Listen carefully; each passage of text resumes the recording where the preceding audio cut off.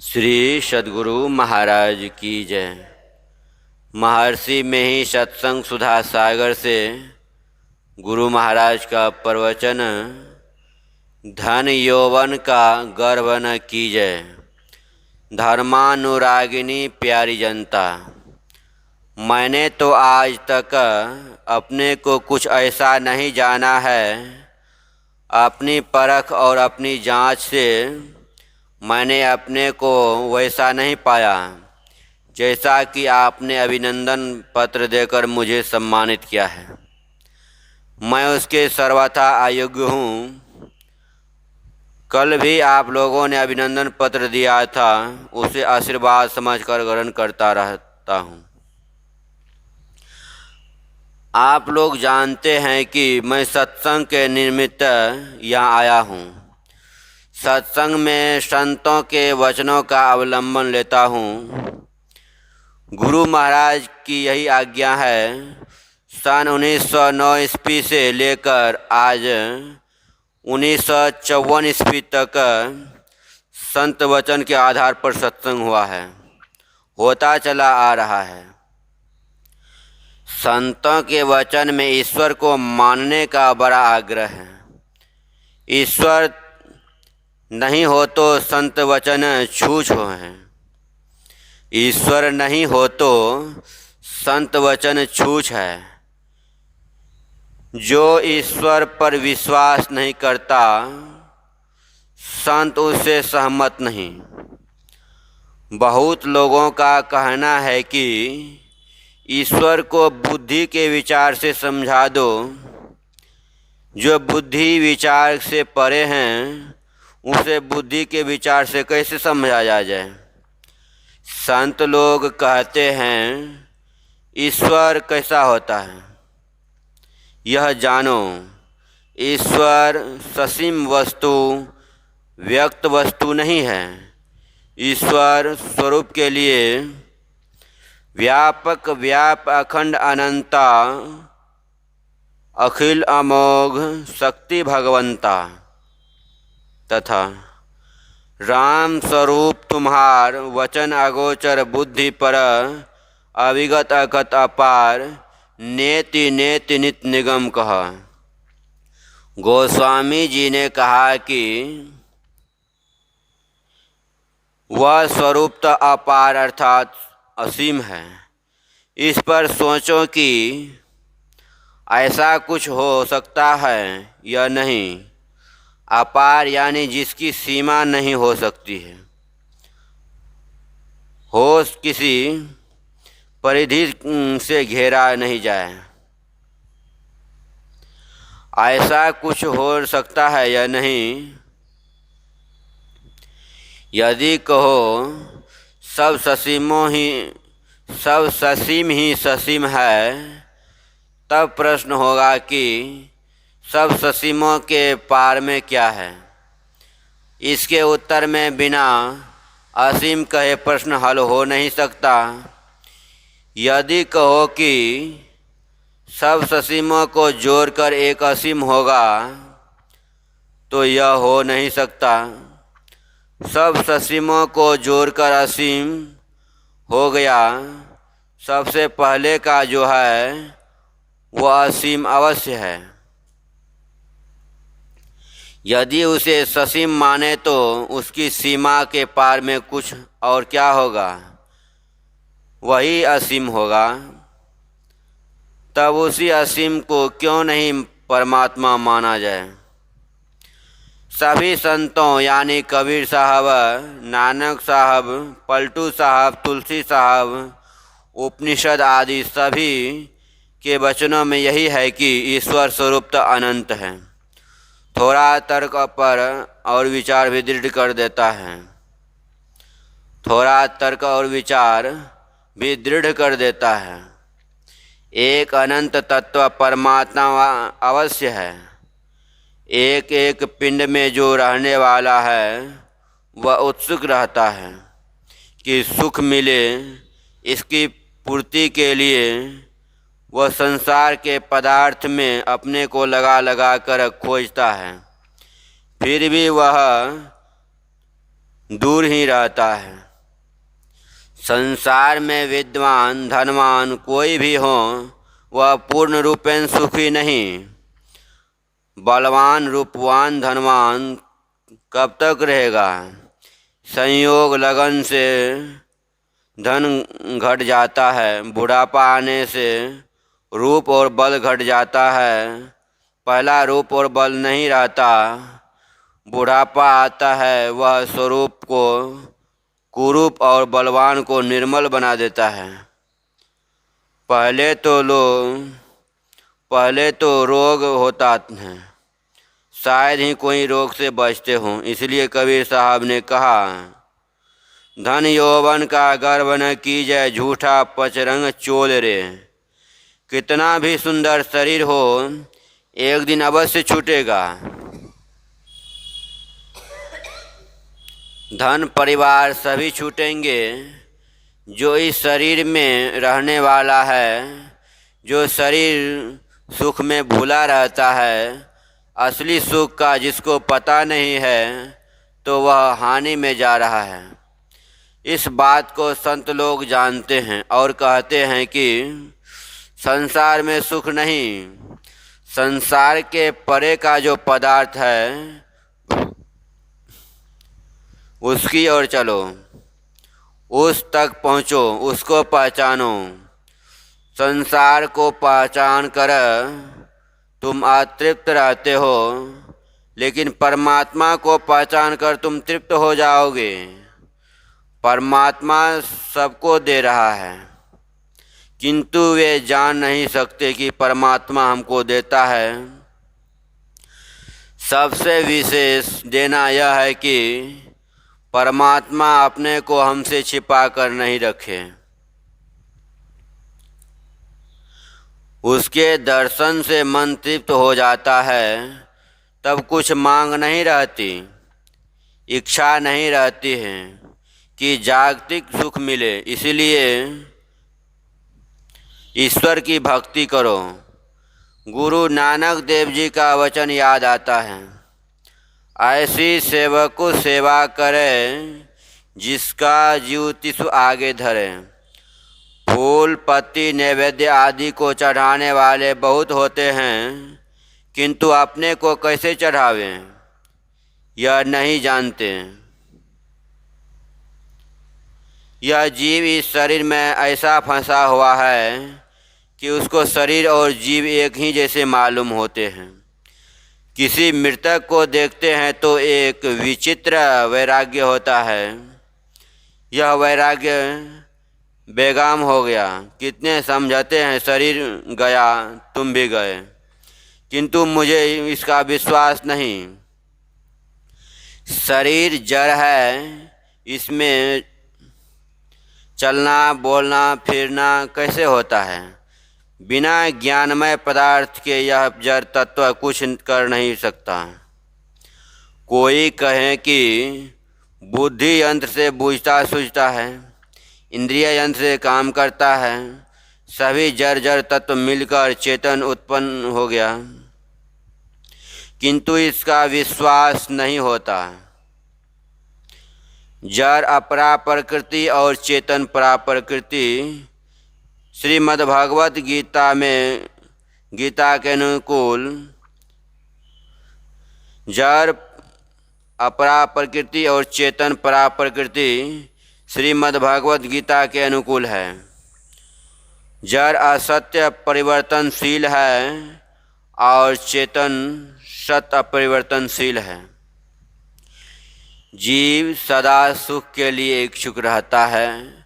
वहाँ चेतन जब शरीर से निकल गया तब यह शरीर मर गया। संतों ने कहा कि यह मत समझो कि यही केवल पचरंगा चोल है। पचरंग चोल यानी 5 तत्वों का शरीर। रंग कहने का मतलब 5 तत्वों का 5 रंग। रंग कहने का मतलब 5 तत्वों के 5 रंग। पृथ्वी का रंग पीला, पवन तत्व का रंग हरा, अग्नि का रंग काला, जल का रंग लाल और आकाश का रंग सफ़ेद होता है। यह पंच तत्वों का शरीर झूठा है, केवल एक ही शरीर नहीं है। केवल दार्शनिक ढंग से कहकर ही नहीं समझाया, बल्कि कथा कहकर समझाया। सावित्री और सत्यवान की कथा से ज्ञात होता है कि स्थूल शरीर के अंदर सूक्ष्म शरीर भी है। सूक्ष्म शरीर को ही लिंग शरीर कहते हैं। यमराज ने सत्यवान के स्थूल शरीर से लिंग शरीर को निकाला था, तब सत्यवान मर गया था।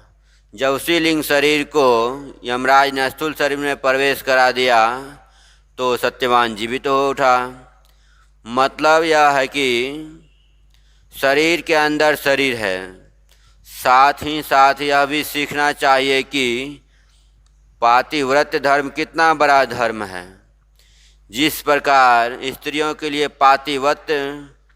पातिव्रत्य धर्म है, उसी प्रकार पुरुषों के लिए पत्नीव्रत धर्म है। जैसे श्री राम ने इस धर्म का पालन किया था। एक पत्नीव्रती पुरुष की आध्यात्मिक शक्ति बढ़ती है। खैर, यह एक छोटी सी शाखा निकली है, उसे छोड़ दीजिए और अब अपने मूल विषय पर आइए। जड़ शरीर चार हैं: स्थूल, सूक्ष्म, कारण और महाकारण। ये चारों शरीर छूट जाए, चेतन आत्मा पर कोई आवरण नहीं रहे, अकेले रहें, तब ईश्वर कहीं छिप नहीं सकता। ये ही चारों जड़ शरीर घूंघट के पट हैं। संतों ने यहाँ ईश्वर भक्ति का बड़ा आग्रह किया। शरीर लेकर किसी के आगे गिरना शरण होना नहीं है, बल्कि ऐसी सेवक सेवा करे जिसका ज्योतिष आगे धरे, यह शरण होना है। ऐसी भक्ति का काम करें कि यह शरीर छूटकर ईश्वर के सामने हो जाए। इसी का प्रचार हमारे गुरु महाराज ने किया। इसी भक्ति पर संतों का बड़ा जोर है। यह विषय तो गहरे ग्रंथ में अवश्य है, किंतु बहुत कम लोग जानते हैं कि यह सब कहने से लोगों को मालूम होता है कि कोई नई बात कह रहे हैं, किंतु बात पुरानी है। चारों शरीरों से निकल जाइए तो आप ईश्वर के सामने हो जाइएगा। इसके लिए सोचिए कि यह कैसे होगा। आप नित्य प्रति सोते जागते हैं। जागने से गहरी नींद में जाने के समय एक अवस्था तंद्रा होती है। उसमें सबको मालूम होता है कि बाहर की तरफ से बेखबरी हो रही है और कुछ कुछ ज्ञान भी होता रहता है। शरीर की शक्ति भीतर की ओर खींचती है, फिर बाहर की ओर से अचेत हो जाते हैं। एक ही बिछावन पर और कुछ होता है तो आपको ज्ञान नहीं होता। इसी तरह साधना द्वारा बाहर स्थूल तल से छूटना हो सकता है जब आप भीतर प्रवेश करें। इसलिए संतों ने अंतर्मुख होने कहा। जैसे जैसे भीतर चलेंगे वैसे वैसे घूंघट उतरते जाएंगे। जब सब उतर जाएंगे तब प्रभु को पहचानेंगे। लोग कहते हैं ईश्वर सर्वत्र है, फिर जानोगे कहाँ? लोग कहते हैं ईश्वर सर्वत्र है, फिर जाओगे कहाँ? मैं कहता हूँ ईश्वर सर्वत्र है तो तुम पहचानते भी हो। जहाँ जाकर पहचानोगे वहाँ जाना होगा। परमात्मा सर्वत्र है। संत कबीर साहब ने कहा, सबके दृष्टि परे अविनाशी, बिरला संत पिछाने, कहे कबीर यह भरम की बारी, जो खोले सो जाने। परमात्मा सब जगह है, पहचान में क्यों नहीं आता। परमात्मा स्वरूपता अनादि अनंत असीम है, वह सर्वत्र है, सर्वव्यापक है। जो सर्वव्यापक है वह सबसे विशेष सूक्ष्म है। जो सबसे विशेष सूक्ष्म है उसको इंद्रियों से कैसे पहचान सकते हैं।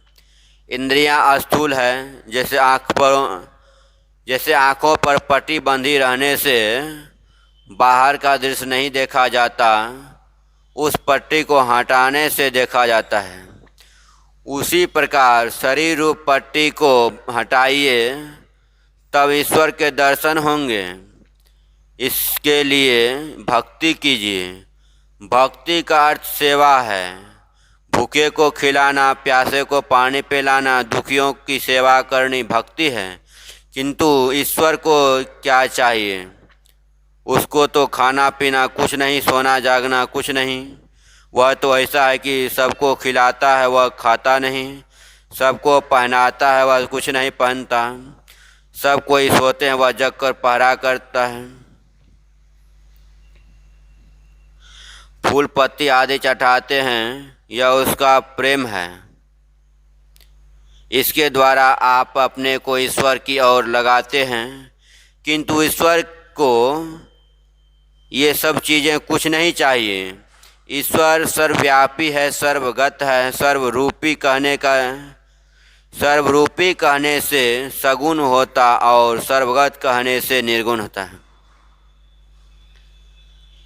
ईश्वर सर्वव्यापी है, सर्वगत कहने से सर्वरूपी होता है।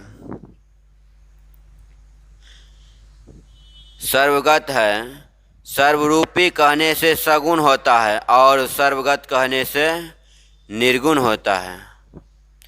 सगुण और साकार कहने से दो का बोध होता है। सगुण अर्थात गुण सहित, साकार अर्थात आकार सहित। आशय यह है कि कोई बिना गुण का है, उसने गुण को धारण किया तो सगुण हुआ। कोई निराकार है, उसने आकार धारण किया तो साकार हुआ। भक्ति ऐसी होनी चाहिए कि स्थूल सगुण साकार से प्रारंभ कर निर्गुण निराकार के पार तक पहुंचा जा सके। यह पवित्र मंगल कार्य सबको करना चाहिए, किंतु कैसे कीजिएगा? हाथ में गोबर लगा रहे तो उसको इत्रदान में डुबाना ठीक नहीं होगा। उसी प्रकार हृदय को विकारों से, पापों से अपवित्र कर परमात्मा को कैसे छू सकते हैं? इसीलिए अपने को पवित्र बनाओ, यानी झूठ, चोरी, नशा, हिंसा और व्यभिचार से अपने को बचा कर रखो और अंत साधना करो तो प्रभु को पाओगे। औषधि करे ओ पंथ रहे, ताका वैद न जाए। कोई आदमी अपने रोग निवारण के लिए औषधि तो करे, किंतु पथ्य नहीं करे तो रोग कैसे छूटेगा? अंतर्मुख होइए, पवित्र रहिए और ईश्वर का भजन कीजिए तो कल्याण होगा। श्री सद्गुरु महाराज की जय।